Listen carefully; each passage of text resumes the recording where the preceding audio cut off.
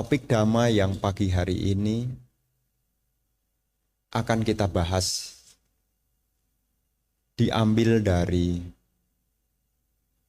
Kitab Suci Dhammapada, syair 279, bagian dari Magga Waga, yakni waga tentang jalan. Penting bagi kita, khususnya umat Buddha, kenapa kita perlu membahas satu topik Dhamma, supaya kita punya pemahaman, mendengar apa yang belum pernah didengar, memperjelas apa yang sudah pernah didengar, menghilangkan keraguan-raguan, meluruskan pandangan yang keliru, dan dengan kita menggunakan waktu berbincang Dhamma akan menimbulkan kedamaian di dalam batin kita. Terkhusus di hari ini kita gunakan waktu yakni Dhammasakaca. Dhammasakaca adalah bagian dari petunjuk yang Sang Buddha berikan. Disebut sebagai penggunaan waktu yang baik. Di dalam Kala Sutta, Sang Buddha menyebut, "Wahai para bhikkhu, apa yang disebut dengan penggunaan waktu yang baik?" Dikatakan di dalam Kala Sutta, waktu disebut digunakan dengan baik jika waktu itu diisi dengan 4 hal. Hal yang pertama adalah mendengarkan Dhamma. Hal yang kedua adalah diskusi Dhamma. Hal yang ketiga adalah pengembangan ketenangan. Dan hal yang keempat adalah pengembangan pandangan terang. Jadi kalau seandainya salah satu dari waktu yang kita miliki kita gunakan untuk 4 hal ini, Sang Buddha menyebut itu disebut menggunakan waktu dengan baik. Nah, hari ini rencananya mau libur. Hari ini rencananya mau libur karena detik-detiknya siang. Apa libur aja, Bante? Sayang. Gimana kalau hari ini kita pakai untuk kelas Dhamma atau Dhammasakaca? Supaya apa? Supaya kita punya waktu, kita isi dengan kebajikan. Minimal kita teringat kembali tentang ajaran Sang Buddha. Kenapa? Meskipun Sang Buddha itu telah parinibbana, sebetulnya kita diberi warisan. Warisannya bukan materi. Meskipun Guru Agung Sang Buddha telah parinibbana, kita diberi warisan berupa Dhamma. Dhamma ini berharga. Kenapa saya katakan berharga? Untuk mendapatkan Dhamma, Sang Buddha butuh waktu. Berapa lama? 4 asangkaya kapa, 100.000 kapa. Waktu yang lama sekali. Dan untuk mendapatkan Dhamma ini, Sang Buddha sewaktu menjadi bodhisatta, beliau menyempurnakan 10 parami. Dan itu tidaklah gampang. Dana parami, sila parami, nekama parami, panya parami, kanti parami, aditana parami, saca parami, UPK parami, termasuk juga meta parami. Semua ada 10. Dan itu didapatkan tidaklah gampang. Dari 10 penyempurnaan parami itu, beliau akhirnya sempurna, mencapai sama sambodhi. Dan beliau memperoleh Dhamma. Dhamma itulah yang seringkali kita sebut sebagai obat. Obat untuk apa? Obat untuk apa? Obat untuk meredakan, yakni usia tua, sakit, dan kematian. Maka dhamma yang Sang Buddha ajarkan ini adalah bagaimana supaya kita mengikis kilesa, supaya tidak punya kondisi untuk terlahir kembali. Kalau tidak ada kelahiran, maka tidak akan ada cerita usia tua. Tidak akan ada cerita sakit. Tidak akan ada cerita kematian. Jadi kalau nanti jadi umat Buddha ditanya, kenapa umat Buddha bercita-cita untuk tidak lahir kembali? Ibu bapak memiliki satu pemahaman. Dengan tidak lahir kembali, ibu bapak tidak akan terkena kondisi. Tidak usah mengalami tua. Jadi tidak perlu mijetin dengkul lagi. Tidak perlu lagi. Tidak perlu minum obat lagi. Kalau tidak ada usia tua, tidak ada sakit, tidak ada kematian, itulah yang disebut dengan kebahagiaan yang tertinggi. Dan syaratnya dimulai dari kita belajar dhamma. Sang Buddha memberi obat. Obat itu agar berkhasiat, syaratnya obatnya sudah dikasih petunjuk. Nih obatnya. Bagaimana supaya obat itu punya kekuatan? Obatnya tidak bisa hanya disembayangi. Tidak bisa hanya disembayangi. Makanya di kesempatan hari ini menggugah kepada kita semua, yakni engkau sendirilah yang harus berusaha. Para Tathagata hanya menunjukkan jalan. Jadi kitalah yang mesti berusaha. Kalau Anda dari berobat, dari dokter, dari shinsei, mungkin dapat obat. Obat itu kalau kita tidak meminum, terus siapa yang minumkan kita? Dan kita tidak bisa nitip. Tidak bisa nitip. Tolong diminumkan ya, semoga saya sembuh. Bisa ibu bapak? Tolong ini kemarin dapat obat dari dokter itu ada 6 biji per hari mesti minum 2. Saya bosen minum obatnya. Terus kita berpikir, Mak, separuhan yuk. Supaya apa? Supaya saya sembuh. Apakah bisa? Tidak. Makanya Sang Buddha muncul ke dunia ini, beliau memberi dhamma. Dhamma yang beliau sudah berikan, beliau jabarkan dengan beraneka ragam. Yang indah pada awalnya, indah pada pertengahannya, dan juga indah pada akhirnya. Indah pada awalnya adalah ada historinya. Ada yang menjadi latar belakang. Maka disebut indah pada awalnya. Bukan tiba-tiba. Indah pada awalnya. Kenapa Sang Buddha mengajarkan hal ini? Ada historinya. Ibu bapak kan tahu. Kenapa Pangeran Siddhartha meninggalkan istana? Sebagai umat Buddha mesti tahu. Supaya apa? Supaya timbul pemahaman yang benar. Kalau ditanya nih, kenapa Pangeran Siddhartha meninggalkan istana?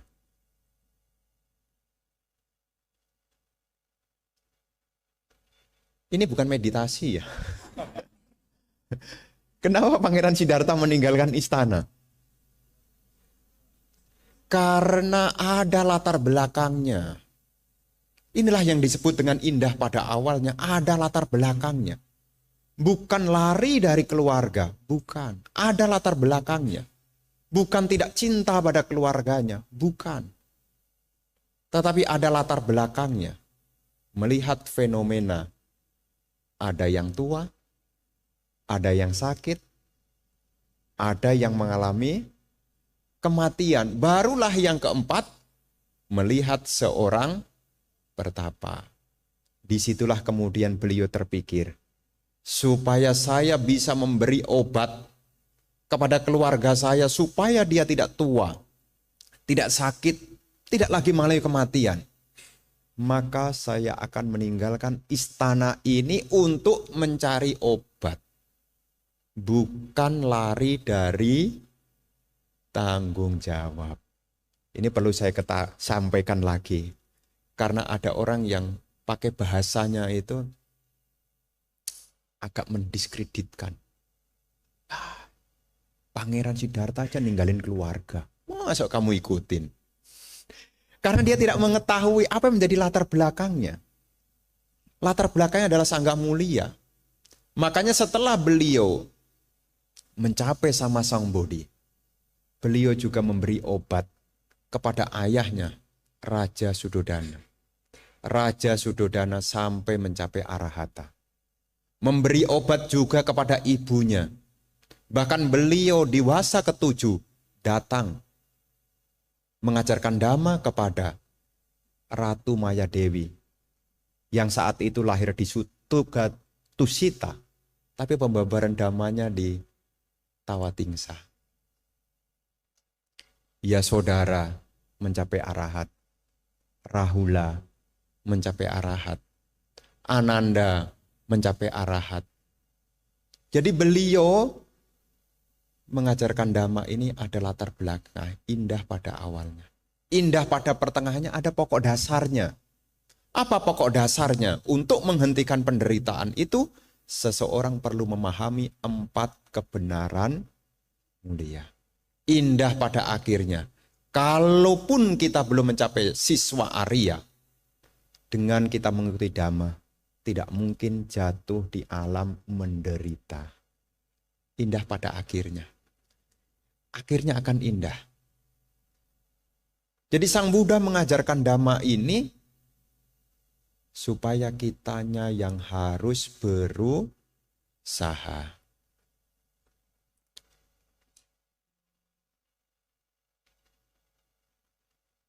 Engkau sendirilah yang harus berusaha.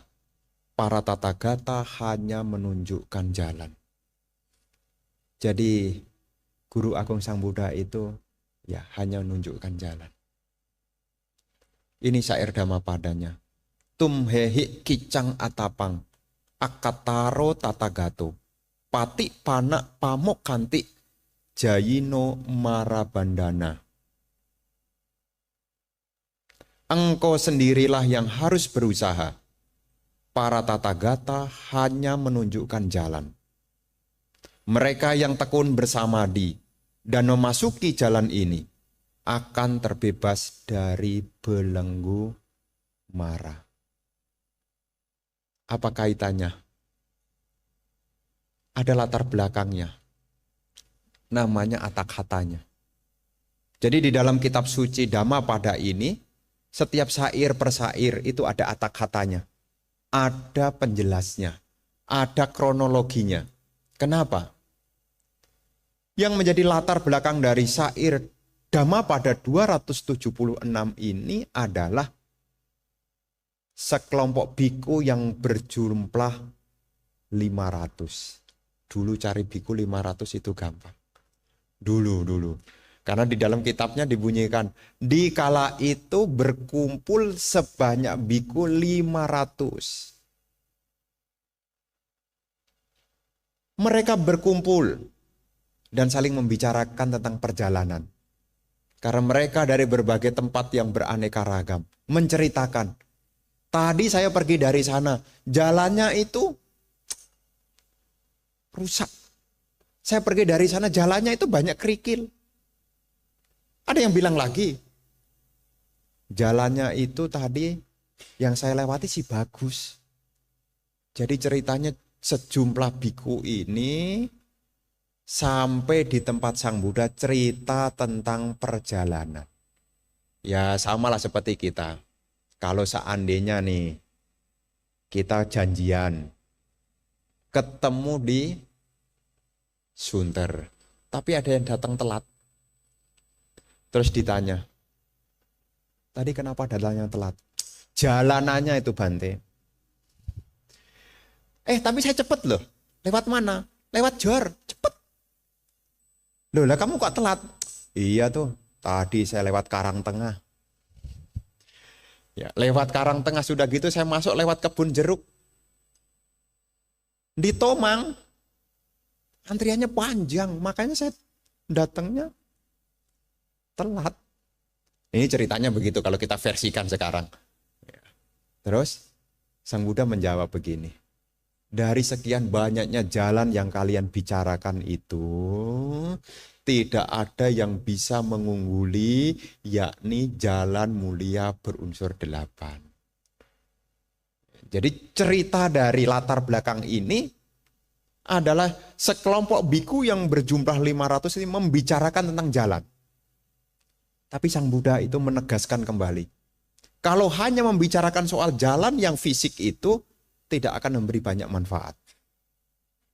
Yang bermanfaat, yang patut untuk dibicarakan adalah jalan mulia berunsur 8. Makanya di sini beliau menggunakan para Tathagata hanya menunjukkan jalan. Kenapa ada jalannya? Karena yang menjadi latar belakangnya adalah pembahasan soal jalan. Makanya ada kata jalan juga masuk juga.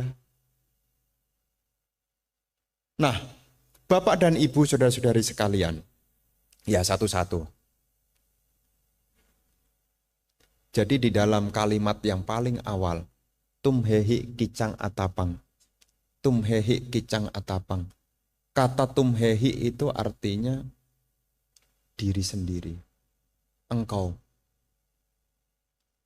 Engkau. Jadi ini adalah menekankan bahwa tidak ada yang bisa menyelamatkan kita kecuali usaha kita sendiri. Makanya Sang Buddha itu ada salah satu di dalam sutta. Beliau menyampaikan begini. Kalau ada orang ini menyeberang ke sisi seberang yang lain, dan di tengah-tengah ini ada arus, seseorang tidak bisa kemudian meminta, dataran di seberang, datanglah. Ibu bapak mau nyebrang Sungai Cisadane. Belakang ada Sungai Cisadane yang menghubungkan antara Tangerang Selatan dengan kabupaten. Di dekat itu loh. Apa namanya? The Bridge. Anda tidak bisa kemudian dataran yang di The Bridge itu kemudian Anda mintain. Sini. Makanya Sinarmas mesti buat jembatan. Kenapa diperlukan jembatan? Karena dataran di seberang itu dia tidak bisa menghampiri. Ini mengingatkan sama, kitanya yang mesti berusaha. Karena apa yang kita capai itu tidak akan menghampiri kita selama kita tidak berusaha. Makanya ciri khas Buddhis ini adalah kalau kita punya angan-angan, kalau kita punya harapan, yang mesti diingat adalah hal baik apa yang akan saya lakukan. Jadi kalau ibu bapak punya angan-angan, ya punya angan-angan, mungkin mau pinter sekolahnya, Anda tidak bisa kemudian kertasnya ditulisin, semoga pinter, dibakar, diminum. Tidak bisa. Kita mesti tahu kalau kita ingin pinter, kita harus usaha. Usahanya apa? Membaca, bertanya. Ini adalah salah satu perumpamaan kalau ingin pandai. Sang Buddha juga memberi perumpamaan yang sama. Kalau kita ingin menuntaskan penderitaan kita, ya kita mesti berusaha. Apa yang kita usahakan tidak lain adalah membangun, yakni jalan mulia berunsur 8. Siapa yang harus bangun? Siapa? Anda tidak bisa nitip. Ya, kenapa saya katakan kok nitip? Karena berkali-kali kita sukanya nitip. Ya Bante titip salam. Salam aja suruh nitip loh. Bante nanti kalau ketemu Bante ini titip salam ya. Titip salam. Salam aja nitip. Bante ini saya ada mangga banyak. Boleh nitip enggak Bante nanti dimakan di wihara besok untuk dana makan. Makanan aja mau dititipkan. Tapi untuk mengakhiri penderitaan tidak bisa nitip. Jadi ibu bapak mesti berusaha. Kenapa Bante? Karena dikatakan bahwasanya Sang Buddha tidak bisa menarik kita keluar dari penderitaan seperti menarik seseorang dari lumpur. Tidak bisa, kita mesti berusaha.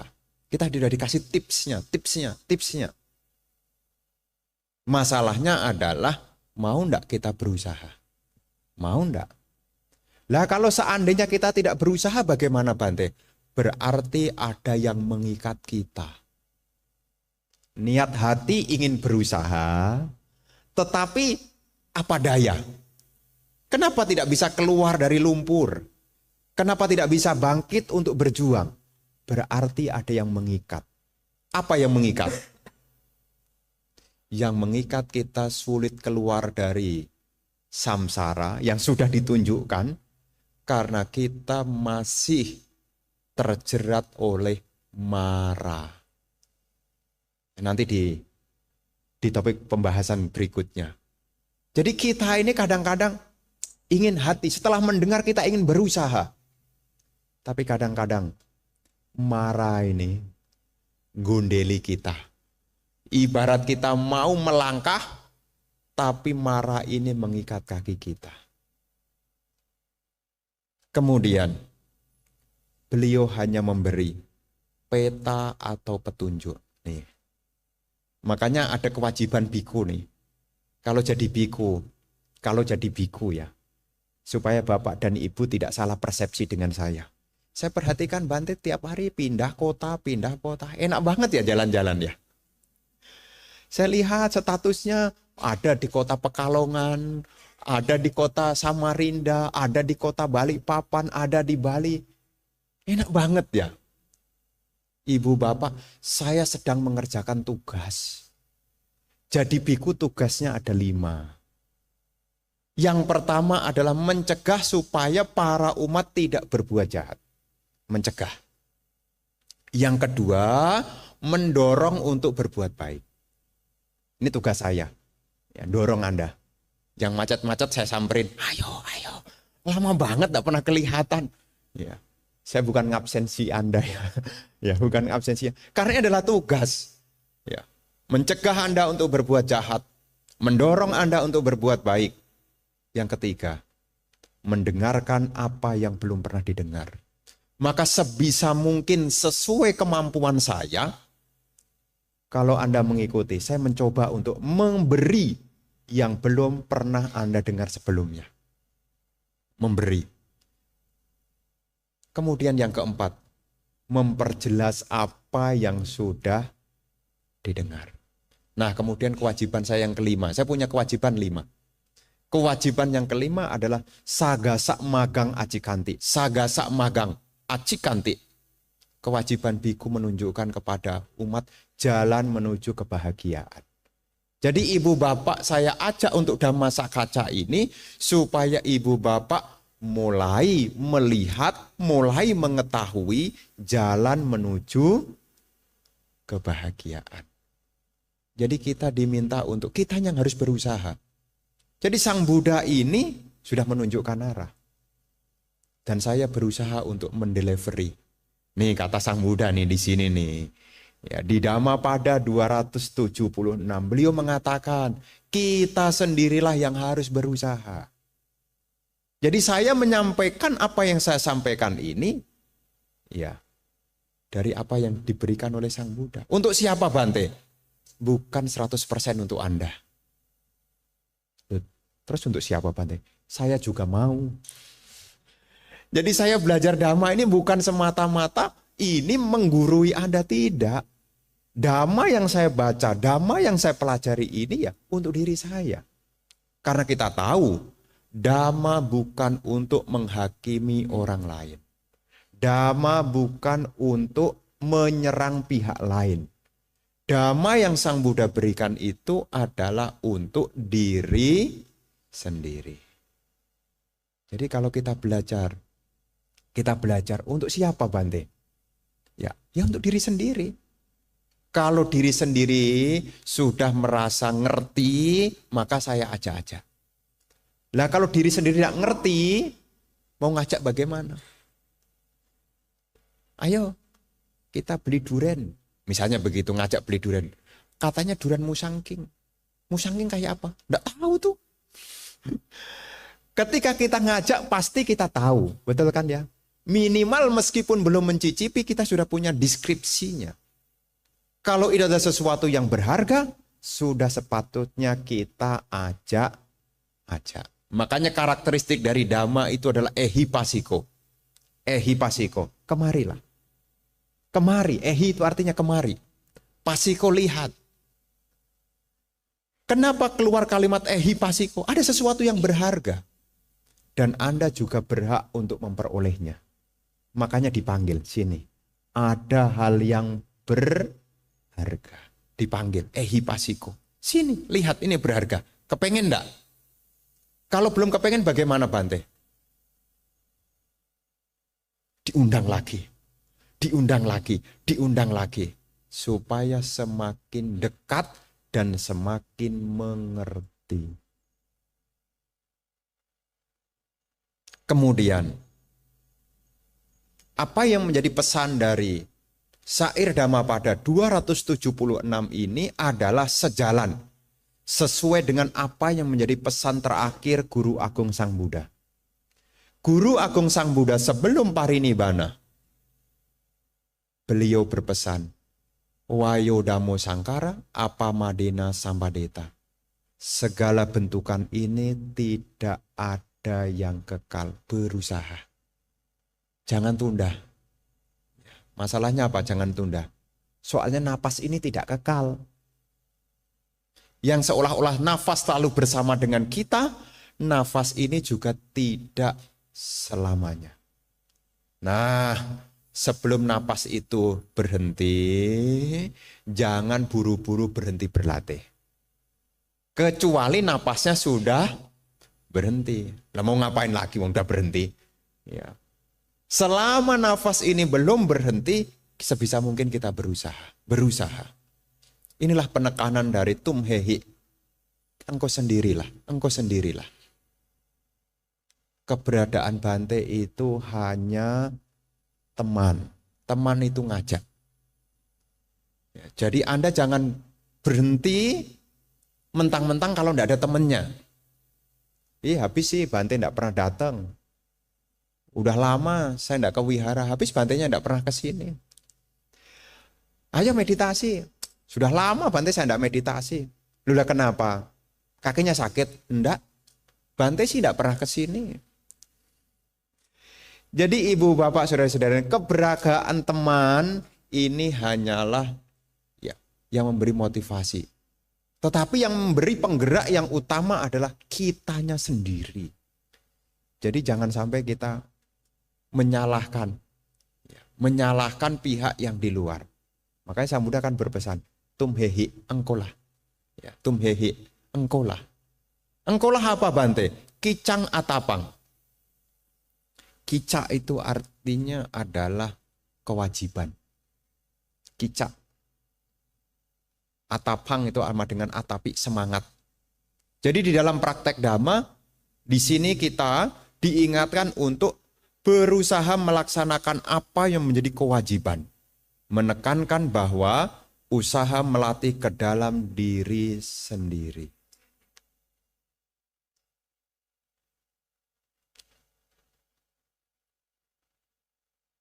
Ada satu pesan yang saya dengar dari dosen saya waktu dulu. Dosen agama Buddha ngomong sama saya begini. Kalau punya anak, jangan suruh ke wihara. Tapi ajak ke wihara. Beda.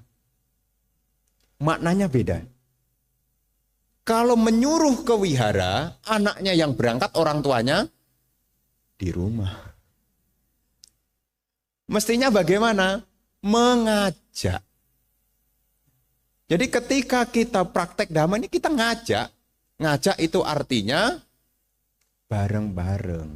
Bukan Menyuruh. Nih orang tua-tua. Ya, jangan suruh anaknya ke wihara. Masa enggak boleh Bante disuruh ke wihara? Belum lengkap kalimatnya. Mestinya adalah ajak. Kalau ajak berarti kitanya ikut hadir. Nanti kalau nyuruh, ternyata yang nyuruh tidak berangkat, nanti nular. Oh situ aja nyuruh aja enggak berangkat toh. Ya, satu keberkahan ya. Kita memberi satu warisan. Selain kita memberi warisan, yakni kekayaan materi. Selain memberi warisan berupa pengetahuan-pengetahuan duniawi untuk memperoleh penghidupan, sangat dianjurkan memberi warisan berupa pengetahuan dhamma. Dan syaratnya kita harus mengajak. Jangan suruh, mengajak. Ajak. Ajak. Kalau enggak pernah diajak, ya bagaimana tahu? Bagaimana tahu? Makanya di dalam praktek dhamma ini, Sang Buddha itu mendorong. Untuk apa? Melatih kicak apa yang menjadi kewajiban. Apa kewajibannya?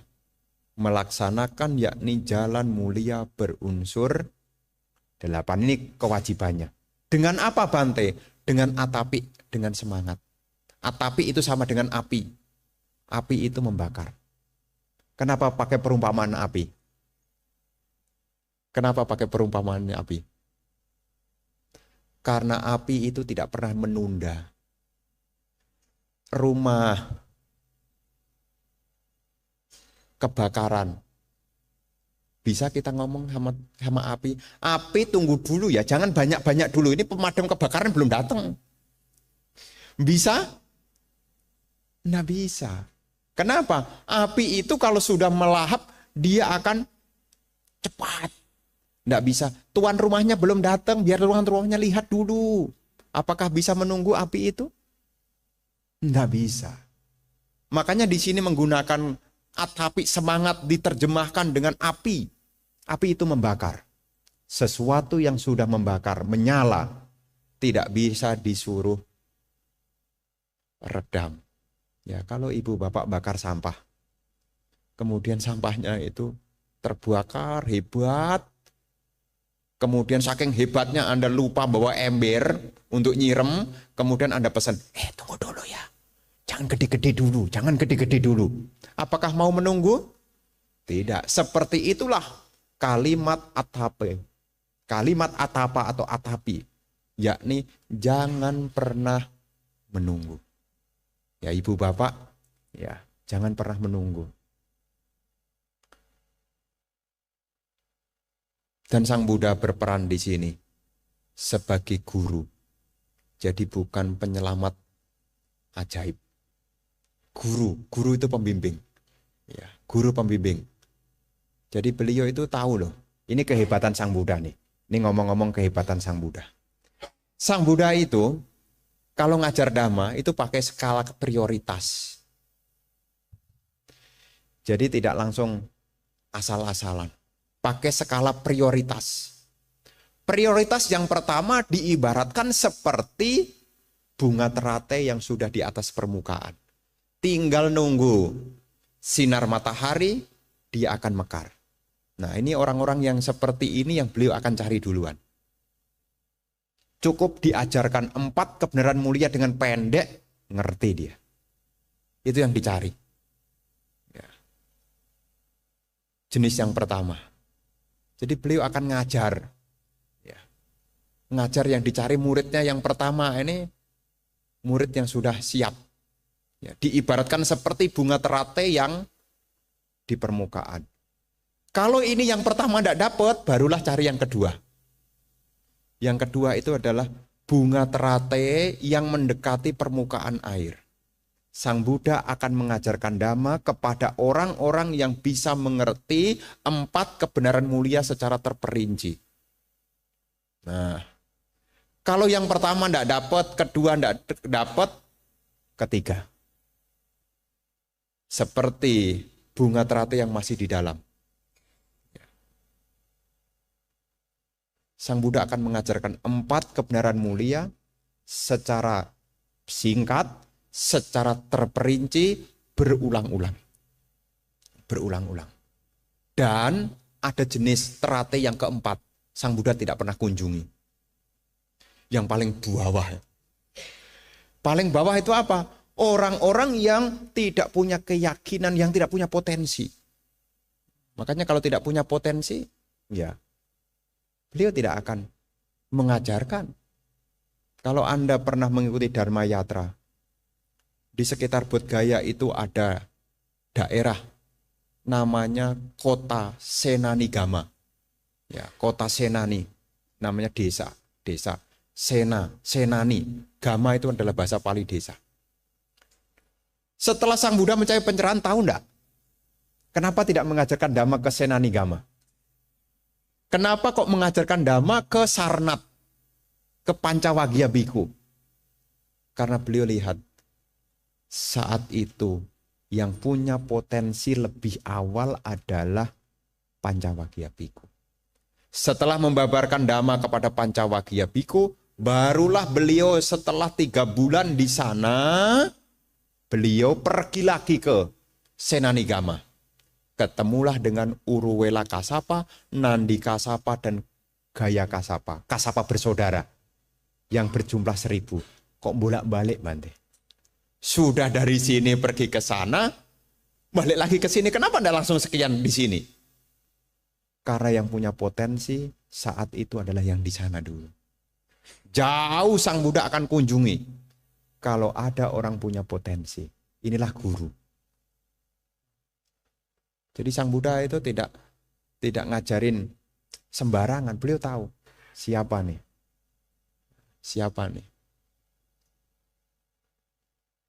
Dan ini menjadi satu kelebihan dari seorang sama Sang Buddha. Beliau tahu setiap orang punya potensi. Lah dulu kita jenisnya yang mana, Bante? Mungkin kita jenisnya yang keempat itu. Nggak pernah dikunjungi, ya, nggak punya potensi. Tapi punya kebajikan, sehingga sekarang pun meskipun tidak bertatap muka langsung, sekarang kita punya kesempatan mendengar dan juga praktek, dapat warisan yang tertuang di dalam Tipitaka. Kita masih punya karma baik. Nah, Akataro Tathagato, Buddha adalah pemberi petunjuk, bukan dewa yang memberi anugerah otomatis. Ya, jadi setiap orang masih punya potensi. Ya, beliau adalah petunjuk. Beliau telah menemukan jalan, mengajarkannya dengan penuh kasih. Tetapi kitalah yang harus melangkah. Kemarin saya menemukan satu penjelasan tentang Namo Tassa Bhagavato Arahato Sama Sambuddhassa. Namo Tassa Bhagavato Arahato Sama Sambuddhassa. Kenapa kalimat ini diulang? Kalimat ini punya manfaat supaya kita dekat dengan Sang Buddha. Cara mengucapkannya bagaimana? Itu saya secara fisik. Kalau Anda mau mengucapkan Namo Tassa Bhagavato Arahato Sama Sambuddhassa secara fisik, nih, kita jangan fisiknya ini, harus fisiknya begini, tangannya mesti setara dengan jantung kita. Ya. Secara fisik mesti begini. Secara verbal enggak boleh kumur-kumur ngomongnya. Harus tegas. Namo Tassa Bhagavato Arahato Sama Sambuddhassa. Nadanya tegas, ya, bukan kumur-kumur. Dan aspek pikirannya disampaikan dengan pikiran yang tenang. Nanti manfaatnya dirasakan. Ya, sekarang kalau nanti berpergian, ini kalimat yang dipakai. Kalau di penerbangan, Namo Tassa Bhagavato Arahato Sama Sambuddhassa, Sabe Sata Bhavantu. Nah, jadi kalau kita nanti supaya mengawali hari dengan baik, meskipun kita tidak punya kesempatan baca yang panjang, tangan diletakkan di depan dada, ya, setara dengan hati kita. Kemudian sampaikanlah dengan bahasa yang tegas. Ya, jangan umi-umi. Takut kedengaran sama yang lain. Ini bukan mantra yang dirahasiakan. Jadi Anda mesti secara fisik begini, ucapannya mesti tegas. Dan saat mengucapkan pikirannya mesti tenang. Ini mesti diingat-ingat. Ya, supaya apa? Cita rasa dari wandana penghormatan ini terasa. Ya, supaya terasa. Rasanya apa? Supaya kita dekat. Ya, jadi tangannya diletakkan di. Ya. Makanya kalau waktu di wihara, Namo tassa bhagavato arahato, tangannya separuh megang HP-nya. Gimana dapat manfaatnya? Ya, mesti dua. Dua. Ada filosofinya. Kenapa tangan ini merangkap? Ada filosofinya. Kita tidak menyimpan permusuhan dengan siapapun. Tidak ada yang kita sembunyikan. Tidak ada yang kita sembunyikan. Ini maknanya. Jadi tidak ada yang disembunyikan. Kalau salaman itu separuh bisa sembunyi. Ya, separuh bisa sembunyi itu. Makanya cara menyapa perdamaian. Kenapa perdamaian itu sapaannya begini? Karena ini artinya kita tidak ada yang disembunyikan. Senjata apapun tidak ada yang disembunyikan. Makanya kenapa umat Buddha nih beranjali. Ini adalah simbol perdamaian. Karena tidak ada yang disembunyikan. Kalau begini, separuh menghormat, separuh silakan.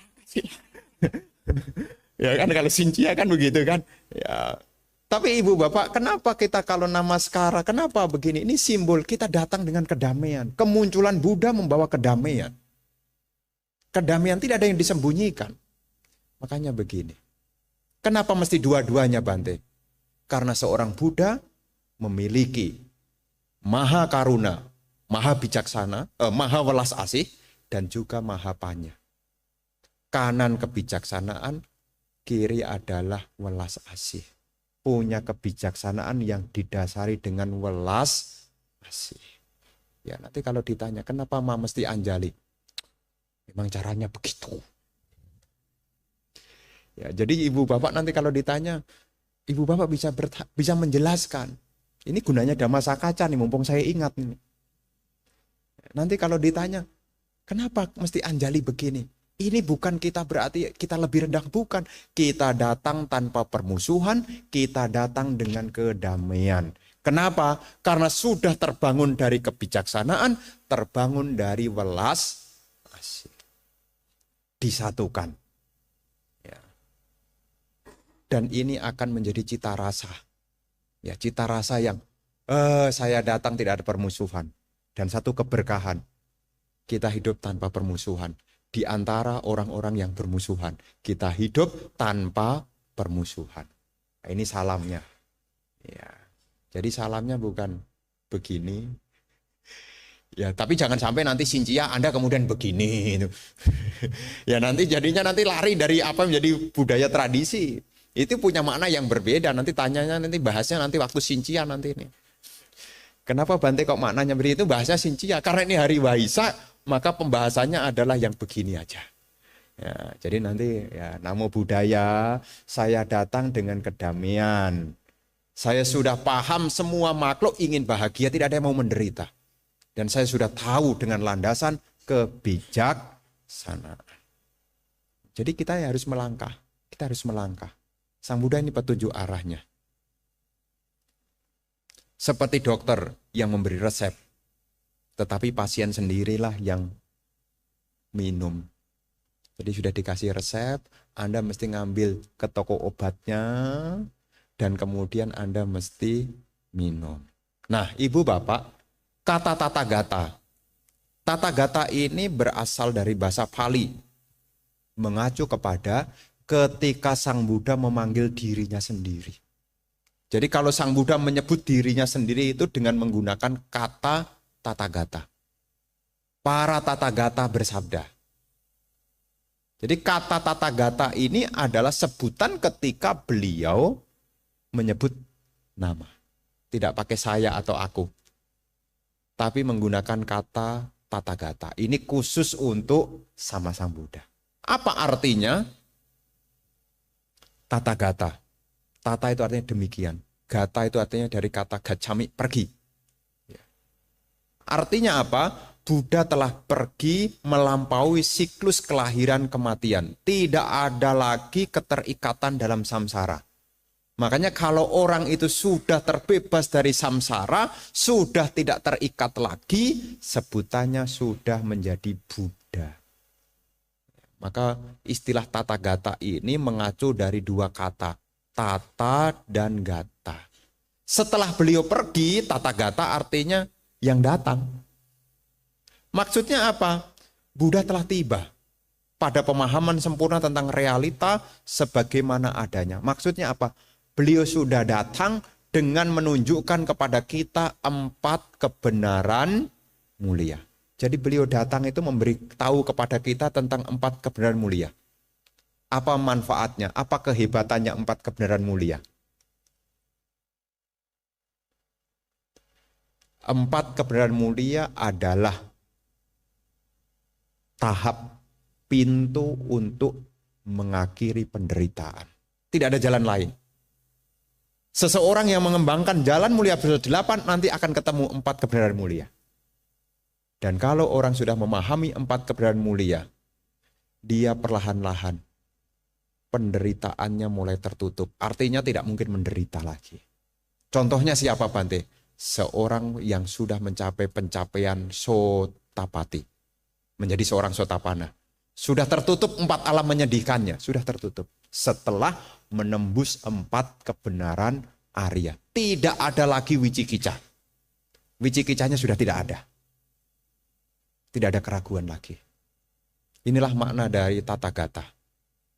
Dan kita diingatkan untuk Patipana Pamukkanti. Patipana artinya kita harus praktek. Patipana dari kata pati pada. Pati itu artinya ya praktek. Pada itu ya kaki ini artinya bergerak. Jadi kitanya yang mesti berusaha. Jadi baik itu di dalam sila sama di panya. Patipana. Jayino artinya pencapaian jana, para meditator. Ini menunjukkan bahwa meditasi bawana adalah inti praktek. Jadi umat Buddha ini, tolonglah ya. Yang belum pernah meditasi, meditasilah. Kenapa? Nanti ceritanya lucu loh. Kenapa kok lucu, Bante? Bawa ciki tapi tidak pernah merasakan cikinya. Tahu kan ciki? Makanan anak kecil itu, ciki-ciki loh. Ciki-ciki, citos itu kan bagus tuh kemasannya tuh. Tapi tidak pernah dibuka rasanya. Tahu enggak rasanya? Nah, cita rasa dhamma itu mulai meditasi. Jadi meskipun dikit-dikit, jangan sampailah, masuk sampai umur 80 enggak pernah sama sekali. Janganlah, meditasi. Untuk apa, Bante? Supaya kita punya minimal, kita sudah punya 1 bibit yang baik. Kalau kehidupan sekarang tidak punya kesempatan untuk meditasi, jangan harap kehidupan berikutnya punya kesempatan. Kalaupun ada lebih sulit. Kenapa? Karena enggak pernah berlatih. Ya, enggak pernah berlatih. Jadi tolong, ya saya katakan tolong, kenapa tolong? Nanti dikira saya enggak ngajak-ngajak. Ya, saya nanti dikira enggak ngajak-ngajak. Ya mboh 10 menit, mboh 15 menit. Ya. Boleh enggak Bante duduknya di kursi? Boleh. Boleh enggak Bante duduknya tidak bersila? Boleh. Mau duduk kayak apa? Jadi kadang-kadang sebagian dari orang tua nih, semoga tidak semuanya. Saya kalau ketemu sama orang tua-tua, udah lama Bante saya enggak meditasi. Loh kenapa? Ini dengkulnya enggak bisa diajak sila. Jadi dengkulnya itu enggak bisa diajak, lututnya itu enggak bisa diajak bersila. Jadi karena lututnya enggak bisa diajak bersila, meditasinya juga stop juga. Boleh di kursi, boleh. Ya boleh di kursi. Ya duduk dengan tenang. Rasakan napas masuk, napas keluar, napas masuk, napas keluar. Jadi bukan sekedar teori. tapi latihan batin secara terus-menerus. Baik itu melatih ketenangan maupun juga melatih pandangan terang. Hasilnya adalah pamukkanti, terbebas. Kata pamukkanti itu artinya terbebas. Terbebas dari apa? Terbebas dari mara, pengikat. Ya. Jadi ada mara. Mara itu artinya penghalang. Bandena itu artinya pengikat. Sudah dihalangin, diikat lagi. Mara itu perintah. Bandana itu artinya ikatan. Ikat pinggang bahasa Palinya adalah kaya bandana. Kaya itu tubuh. Pengikat tubuh namanya sabuk. Jadi bandana itu artinya ikatan. Kaya itu tubuh. Kalau kaya bandanya itu sabuk, ikat pinggang. Nah, mara bandana ini artinya dibelenggu, diikat oleh rintangan. Dan kita ini ibu bapak, ada 5 yang disebutkan mara. Tapi yang pertama ini yang lebih dominan. Ini mara, ini pengikat kita lebih dominan ini. Contohnya apa? Marah, males, bosen, jenuh, pengen jalan-jalan, marah juga itu. Waktu meditasi, kayaknya kita mesti traveling nih. Meditasinya berlanjut atau mikir mau kemana? Nah, ini namanya mara. Mara itu adalah pengotor batin yang ada di dalam pikiran yang bisa muncul setiap saat. Ini yang mengikat kita. Kenapa kita latihan tidak bisa konsisten? Terus terang ibu bapak, menghadapi mara ini butuh ketenangan dan butuh kesabaran. Bagaimana Sang Buddha menaklukkan mara? Beliau tenang dan sabar. Beliau tenang dan sabar. Sama dengan waktu kita meditasi. Pikiran bosan muncul, mesti tenang dan sabar. Marah muncul, mesti tenang dan sabar. Bosan muncul, mesti tenang dan sabar. Ya, ini menghadapi marah nih. Ya, menghadapi marah ini kita mesti tenang dan sabar. Karena kilesa marah ini, ya, kotoran batin ini bisa naik. Baik itu keserakahan, baik itu kebencian, tidak akan berlanjut kalau Anda punya ketenangan dan kesabaran. Namanya sabar itu penahanan. Kanti dari kata kam. Nahan. Nahan itu STOP. Berhenti. Ya, stop, berhenti. Jadi kalau orang yang tahan berarti dia mampu berhenti. Berhenti tidak terbawa oleh arus pikiran. Kanda mara. Ini mara yang kedua. Ini yang membelenggu. Gara-gara punya tubuh ini loh, makanya ngantuan. Makan kenyang, ngantuk. Capek, maunya rebahan. Kenapa Bante? Kok kalau kenyang ngantuk, capek pengen rebahan, mau berlanjut, nanti atau nanti saja. Kenapa? Karena kita punya tubuh. Inilah resiko punya tubuh, kita diikat oleh tubuh. Apalagi rutinitas kita yang padat. Ayo meditasi. Kayaknya sudah dari hari Senin sampai Jumat sudah capek loh. Jadi hari Sabtu pengen rehat. Itu sebetulnya adalah marah juga itu. Marah jenis apa? Namanya kanda marah. Karena punya tubuh, maka dia ingin membuat kita menjadi terganggu. Karena tubuh ini. Ya, marah berupa kanda, rupa kanda.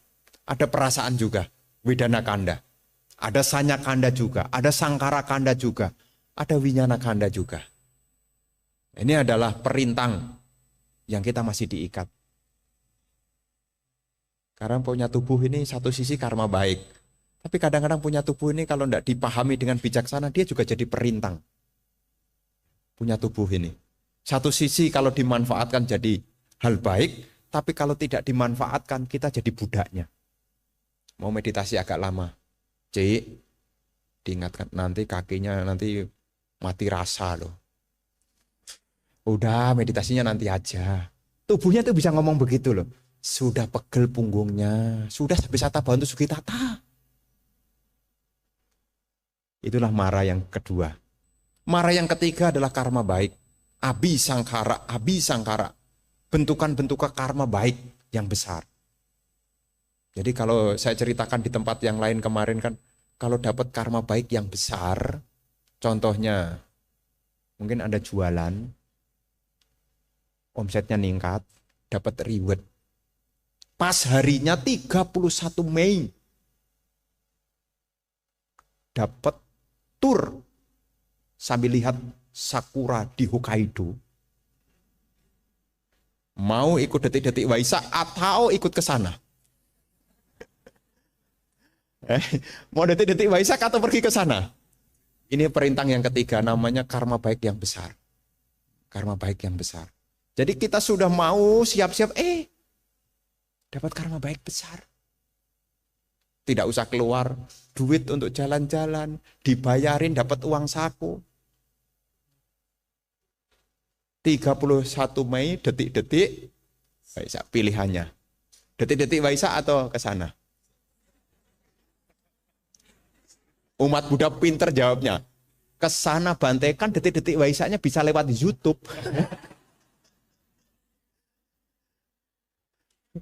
Pinter. Ya, ini ada contoh ya, Abhisangkara. Makanya kadang-kadang kalau orang terlahir menjadi raja, penguasa wilayah raja, itu juga karma baik terlalu besar. Ya, terlalu besar. Anda mau meninggalkan latihan untuk meditasi, tidak ada waktu. Jadi kalau karma baiknya terlalu besar menjadi penguasa wilayah, menjadi raja, ya pokoknya jadi orang-orang yang stratanya tinggi, itu karma baiknya besar. Tapi sebetulnya juga jadi penghalang. Penghalang. Kenapa?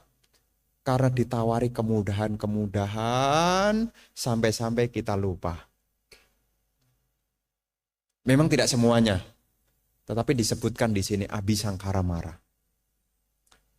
Kemudian yang perintah yang keempat, kadang-kadang kita belum berhasil, tetapi waktunya sudah habis. Namanya macu mara, waktunya sudah habis. Dan untuk makhluk-makhluk tertentu, seperti Guru Agung Sang Buddha, atau siswa-siswa Arya, itu baru muncul yang kelima. Namanya Dewa Putamara. Ini adalah sesosok dewa dari surga para nimita wasawati dewa. Yang memang kalau ada orang yang mau mencapai kearahatan khususnya, akan menjadi satu penggoda. Penggoda. Tapi untuk kita-kita yang putu jana begini, marah itu. Nggak usah turun tangan. Yang Dewa Putamara nggak usah turun tangan. Kita Kilesa marah aja udah. Nah, makanya kalau di terakhir-terakhir itu yang kelima, seperti Sang Buddha waktu pencerahan, didatangin Mara yang bersama dengan pasukannya tidak mempan, kemudian yang tiga itu, Arati, Raga, dan apa? Arati, Raga, dan tiga aja itu lupa saya. Tiga jenis Mara yang menggoda itu ya, yang menunjukkan ya tiga jenis Mara itu. Kenapa saya ngeblank satunya ya? Rati, Raga, nanti tak saya cari lagi. Ya intinya ini adalah Dewa Putamara. Nah untuk terbebas dari Mara ini, sama dengan, jadi kalau kita sudah bisa mengatasi Mara ini disebut sebagai bebas dari samsara. Dan lagi-lagi, supaya kita siap menghadapi Mara itu, jalannya tetap sama.